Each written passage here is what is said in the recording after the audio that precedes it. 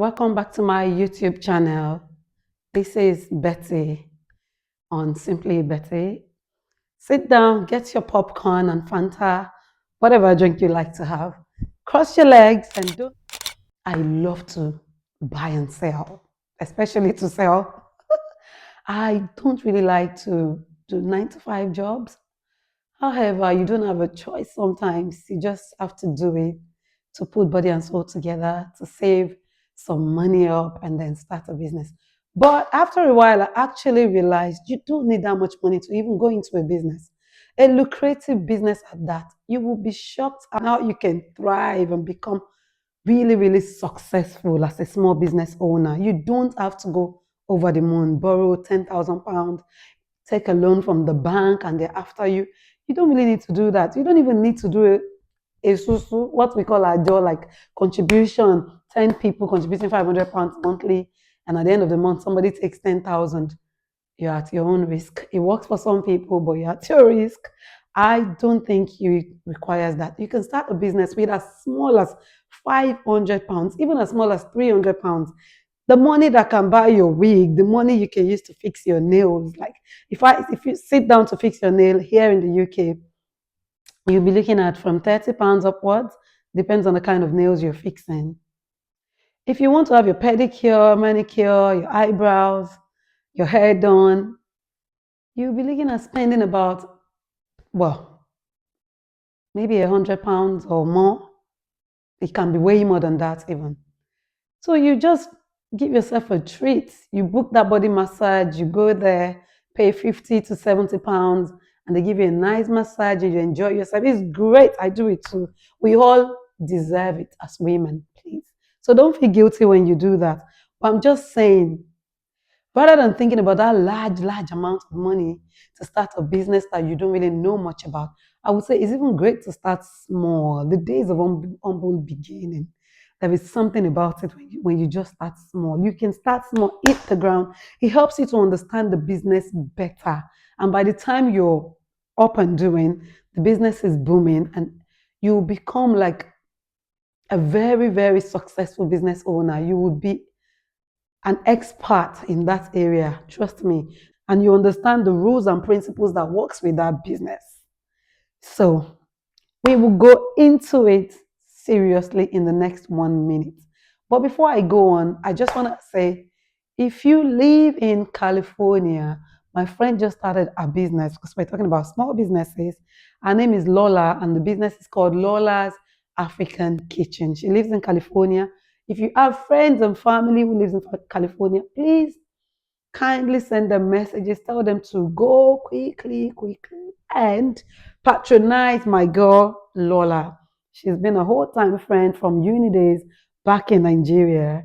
And if you don't already know that I own a small business as well, I own a food business called the Waki's Cookhouse. I'm licensed and registered. What I do is I cook Afro-Caribbean cuisines, I cook intercontinental dishes, I cook purely African dishes, I mean Nigerian dishes as well. Now get a pen and paper, you're about to take notes about starting a small business. What does it entail? How do you start? How much is the minimum amount you can think about? How much? What do you think? Guess. Now, who are your targets? What market are you targeting? Who are you looking at? What product are you thinking about? Sit back, relax, and follow me on this journey. So, I really, really love to cook. Cooking for me is extremely therapeutic. It might sound a bit strange or weird, but trust me, when I'm tired, when I'm exhausted, I want to cook. When I feel unwell or I'm upset about something, I just need to cook and I'm okay. It eases me, it gives me that peace of mind. It keeps my mind occupied, like cutting, chopping, peeling, washing, grating, just saving. Cooking involves a lot of things. And if you're an art student, even, You just want that thing that's creative, mixing things up to become something else. So I love to cook. And because it's a huge passion for me, I thought people visit me and they're like, "Oh, Betty, you cooked all this food. Oh, okay. Can I get this? Can I get that?" And one day someone just called me to a corner and said, "Other than just dishing out all this food, can you turn it into a business?" First, I was worried about turning my passion into a business because sometimes when you're passionate about something and it's a business, it's not really done properly as a business. Because it's your passion, so you're not feeling stressed out. You're just doing it and maybe giving it for peanut. Maybe you're not making much money because it's your passion. You're just taking it for granted. So I thought if I have to make this passion into a business, I have to be a little bit strict and I have to learn and know how to go about this business. So what did I do first? I wanted to just do it the right way, the right way. So I started to ask questions and to do my research, like starting a food business, what's the first thing to do? And I realized that you would have to, first of all, contact your local council where you live, and then your local council would let you, they will give you a list of, you can find them online even, a list of rules and laws that guides that business. So once I laid my hand on that, I was able to say, okay, this is the type I want to do because they will ask you different. Are you running a restaurant? Are you selling? Are you just a caterer? Which one of them? So I chose to have like homemade food on food websites and as well to do catering for parties. You can choose multiple, two or three or even more. So I chose two to do large cooking and to do cooking on like Uber Eats, like Bolt, Deliveroo, and all the food apps in the UK. So I went ahead to fill the forms, did everything, and then they responded and said they will be visiting my house for an inspection to see where I'm cooking. So what did I do next? I went online, looked for the food and nutrition, food hygiene training level one. So I did the level one, I did the level two, I moved on to do the level three. I just gave myself 3 weeks. I did the level one in a week, did the level two in a week, and did the level three in a week. You don't have to do all of it. I mean, you can just do level one or level one and two for your knowledge. And then I spoke to a few people who knew about the business as well. And they gave me tips like the things that would be expected for you to have in your house when they come to inspect your house. The food hygiene team would want to see that you understand and contamination. They would want to see that you understand cross contamination and you know how to prevent it. And to do this, they have like color coded trays, color coded knives. The knife you use to cut your meat is not the knife you use to cut your vegetables.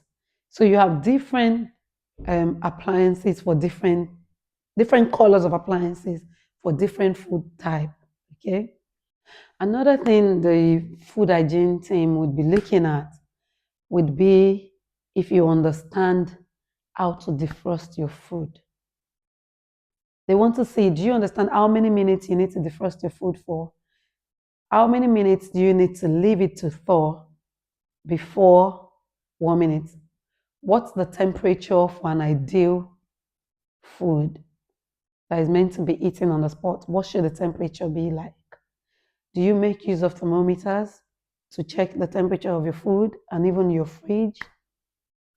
Also, they would want to know, do you have a fridge that is mainly for your food business? Because they don't want you to use your home fridge or freezer for the business. Maybe you can use your freezer, but not the fridge. They want you to have a separate fridge for the business. So I've talked about how to thaw and defrost your food, the temperatures your food should be at the accepted temperature according to the food hygiene department. And then they want to see that you understand storage. How do you store your food? Do you use your FIFO method, first in, first out? Do you make use of your old content before using the new one? When you're storing, if you buy new items today and you're storing them in your storage, do you bring out the old one, let the new ones go behind, put the old ones in the front and make use of them first? all of these questions they would ask you. And where you can get all this knowledge properly is when you do the food hygiene training online. It's just, I think, less than £50 to pay for the training. You do them at different times and you get the certification and everything. And then after that, the next thing I did was okay, so like I said, I contacted the council, I filled all the forms, they booked a date to come and visit for my inspection. I got all the items needed, I got them ready, and then I went ahead to do all the trainings to acquire the knowledge so that I can withstand their questions and their interviews and everything. So after doing all of this, the inspection took place and that was rated a 5 star. So I was rated a 5 star, and the lady who visited put a comment there saying, this caterer is highly, highly knowledgeable. And where did I get this knowledge from? Research, reading books, doing the trainings, like whatever is what doing well. And after this, I didn't start the business till I went ahead to register the business with Companies House, with UK Company House. I registered the business and that also cost me less than £100. I can't remember if it was £50 or £60. So I registered that. I registered with an insurance company to um, to cover my clients whenever I'm cooking for the public. So I got a public insurance and I got that sorted out. And after that, what did I do next? I think I went ahead to um, start the business. And all I needed to start the business, to be honest, was just to be able to speak with no money. You don't even need money to start a cooking business, to be honest. You just need to do word of mouth. Okay, yes, I printed some cards, some business cards, and I was giving it to people. I printed flyers and leaflets.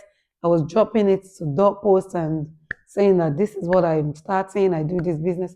And out of nowhere, somebody just rang me one day. Oh, I got your flyer, blah, blah, blah. I would like to order this for my child's birthday. And then that was how it started. And they paid me for the food. I made it. And then I just started to get clients and clients and clients. And I thought about, okay, renting equipment each time there is a party is expensive. Why don't I buy my own equipment? So from the food business, I was able to raise money, get my equipment, like the chefing dishes and everything. And along the line, I started to get more equipment. The more clients I got, the more equipment I got. Do you get? So starting a food business is just these 5 steps, which the first step is registering the business. I mean, contacting your council to know what's the policy that surrounds this. Once you understand the laws and rules for this business, go ahead. If you like it and you think you can cope with it, go ahead and fill your forms and do what is necessary. And then they would inspect your house. On the day of the inspection, make sure you have done the training, the food hygiene training online, and make sure you have all the necessary color coded appliances needed for the interview and everything. And once they rate you and they're gone, you register your business with the Companies House. You open a bank account. I also opened a bank account, a business bank account, and you do all of, even if you don't want to use your house address for the business for your correspondence, you can use it for, you can get some online addresses for correspondence. You'll be paying monthly, and then you would have their address on your website and everywhere. So whatever letters or emails or whatever they send to that address, they will send it to you, to your address. So it's just them that would have your address, not the entire world. So there are ways around all these things. You can put your questions down below in the comment section, and trust me, I would answer you as quick as possible. But this is just for food business. There are other businesses you can do. You can do a freelancer business. Trust me, a freelancer business is, you can choose to write like CV for people looking for jobs, can help with putting their CVs together if you're very good with that. You can choose to be a freelancer like on website building if you know how to build a website. Trust me, you can learn even to build a website online and without even going to a school to learn it, without even doing a proper training, you can learn everything. There's nothing you cannot learn online, trust me. Rather than just watching movies, watch parts 1 to 4 of one movie. Spend 2 hours or 1 hour every day sitting on YouTube or online and just Google, put whatever you want to learn and learn it. No knowledge is wasted. Trust me. No knowledge is wasted. That is one. You can do, yes, I said freelancer. You can do like um, digital marketing for people. You can create content and be someone's like a business's content creator. Like at some point, I was looking for a creator to help with my business, but I think I've gotten the hang of it and I'm doing it myself for now. So you can get such jobs online. You can even be a teacher. You can sit in the corners of your house and teach online. I have a lot of friends here whose children passed by 11 plus exams and they got into grammar schools this year, even last year as well. And they never had a lesson teacher in this country. Their lesson teachers were in India or Nigeria. So you can be a lesson teacher from everywhere around the world. You just need to connect with the right people and put yourself online. Put yourself online and let people know you and see you and find you. So now, once you can teach and you're well knowledgeable, either primary school, secondary school, advertise yourself out there. You can even do physical classes if you have a space where people can bring their children, or you can go to their houses and do private tuition, one-to-one tuition. A lot of people want tuition for their children, and I feel like in the UK they are very limited tuitions. So if you're looking for a side also, you can choose any of this. Another business I think you can do is like private car wash. I mentioned my godson in my first episode. I will mention him again in this episode. I have 2 godsons. One of them, as he had done his first degree, he has his master's degree as well. But he does a car wash business as a side also, a private car wash business. He doesn't have a site where you bring your car. He drives to your house, stays in your garage. He has all the oils, the machine, everything needed in his boot. He will drive to your house, wash your car, give it a deep clean inside out, and it would charge you like £60. It charges a good amount because you would love your car when you see it. It's like revamping your car completely. And how did it start as well? He told me about it, did some flyers, gave it to doorposts. People started to call him, and guess what? He would drive to your house and wash your car, wash your SUVs, your trucks, whatever you have, buses, vans. He would wash it for you, and you would just pay him. He would drive away from there. It's a one man's business. He's managing it himself. So think about it. They're just little businesses, but trust me, if you are good at what you do, to become successful is just time and chance. God can make it happen, but be ready, be prepared. Be prepared for it. So when that opportunity comes, you know that you are well knowledgeable and you can do this. Um, there are also a lot of people in Nigeria, young people, getting IT jobs all over the world, and they're working from home in the corners of their houses. Well, if that is too high for you, like you're not really equipped to do that, just write down these 5 steps of ideas for any business you want to do. Any business, wherever you are around the world, in Nigeria, in Africa, in Asia, in America, in Europe, wherever you live, please take a pen and a paper and make sure you write down these simple 5 steps you can take to own your own business. Okay, so are you ready? Do you have your pen and paper? So step number 1, I would say start with an idea. Ask yourself, what am I good at? What do people ask me for? Like when people come around you, what is it easy for you to do for them? Like what is it easy for you to explain to people and you don't find it difficult? Like you just feel like you're knowledgeable in this area. Think about it. What problems can you solve? Think about the problems you can solve. Like I thought about it. A lot of people are not cooking. They're always ordering McDonald's, KFC, and ordering to eat out every now and then. And they love Nigerian food a lot. That was what motivated me. So you think about where you are, what do people need?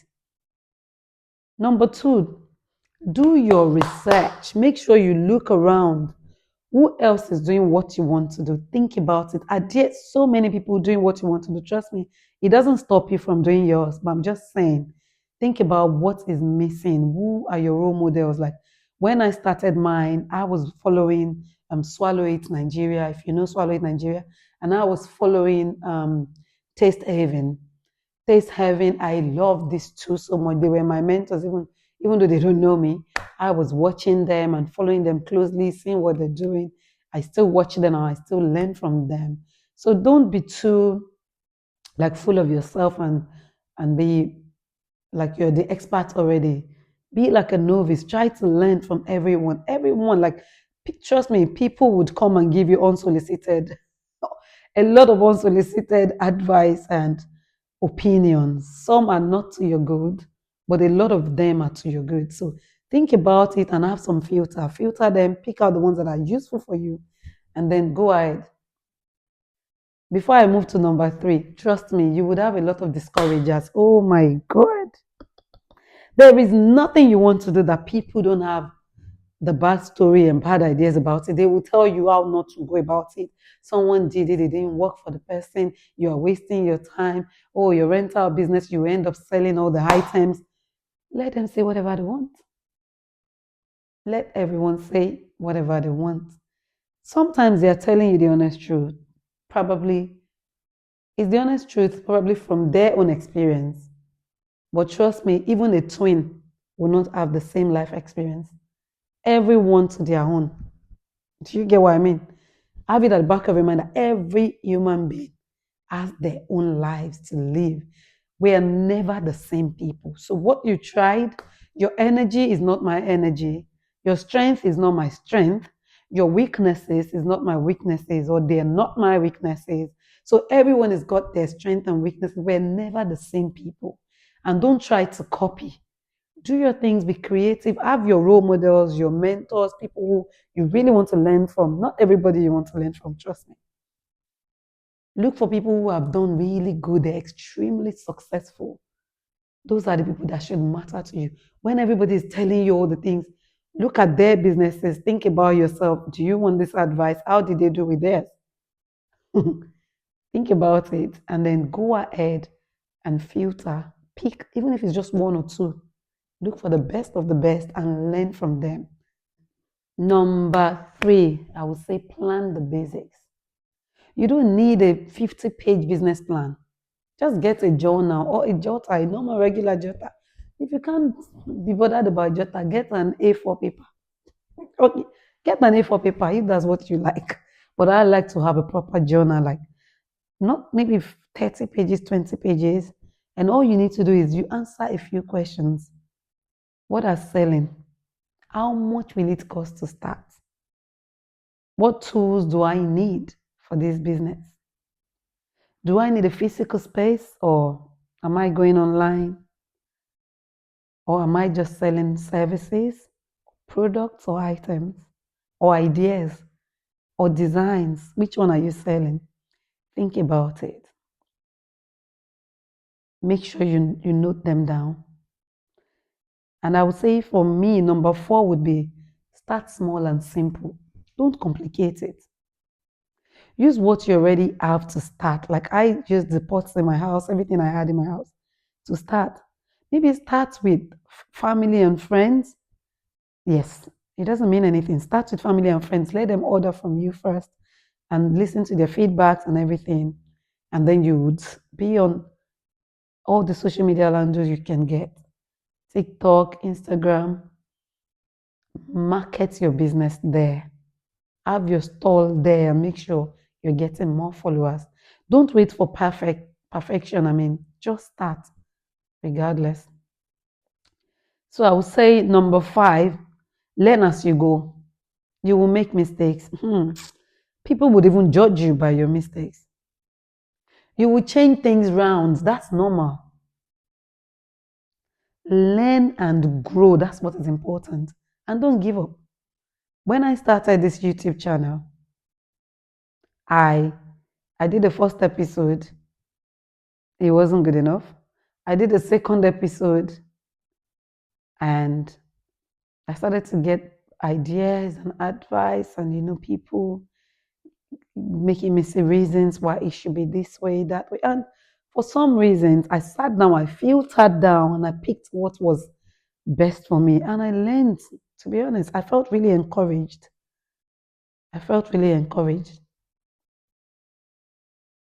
Let me keep it real with you. Starting a business isn't always easy. It is possible. It might not be easy, but it is very, very possible. You don't need a lot of money, like I said. You don't even need too much permission. Even if you don't want to register the business yet because you're just starting, start first. You just need to believe in yourself and take that first step. Believe in yourself regardless of what people say to you. Don't let it get into your head. And above all, stay prayerful. Don't leave God out of whatever you're doing, please. If you've been thinking about starting a business, this is your start. Think about everything I have mentioned. Watch this video over and over again. And this is a call to action for you. Stop sitting down. Stop sitting down. Start your side hustle. Start your side hustle. Is it a weak business you want to start? Start it now. I want to hear from you. What business do you want to start? And I will just give you only one more. Like I have a lot of it, but I will just add one more to the few I've given. If you're thinking about starting the simplest business you can start, go on your Google and type what are the most sold products on Amazon this year. It would come up. Take it, go on AliExpress, go on all the cash and carries, and put them there. Is it Temu? Is it AliExpress? Is it Shein? Is it wherever you want to go? Go there and seek their opinions as well. Show them the product. Ask them what's the best quality they have. Because I always believe in whatever you're doing, do it best. Even if you have to restart it and stop it and trash it and start all over, let people say. Keep at what you're doing. Stay focused. Stay focused. There are noises. Filter them. Shut your ears.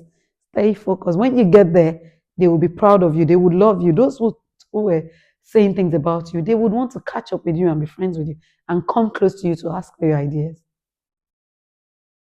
So please, when you find out the most sold products on Amazon, take it and start and order a few. Just order a few, even just order 5.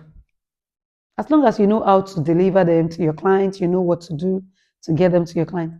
Order 5. Start your Amazon page. Put it there. Register on Amazon. Do everything. You're just in the corners of your house and people are buying.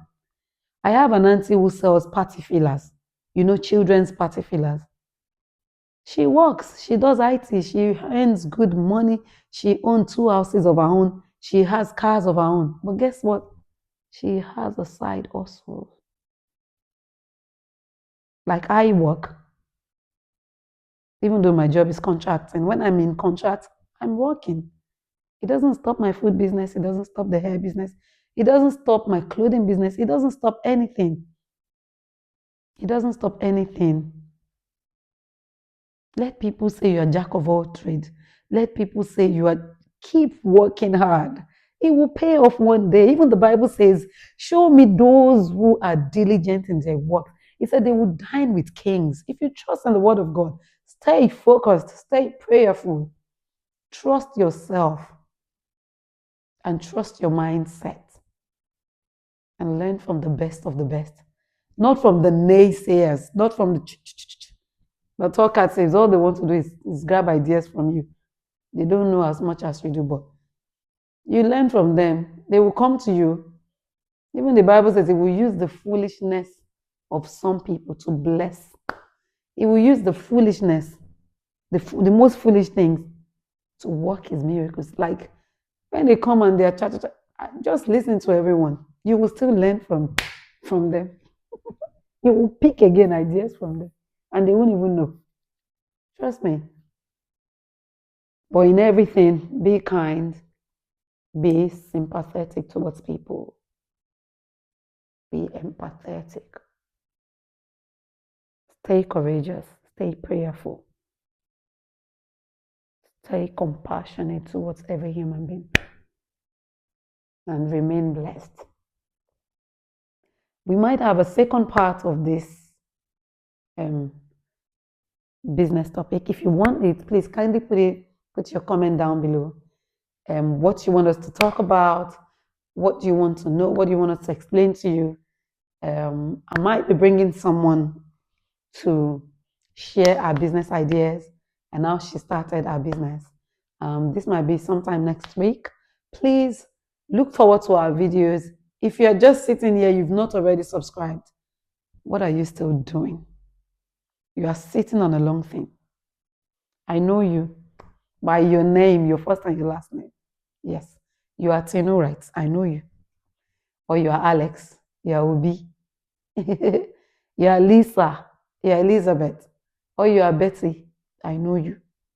And God knows your house address. Please kindly subscribe, share, and like this video. Put all your comments down below, please. Thank you so much for watching. I'll see you in my next episode. Bye.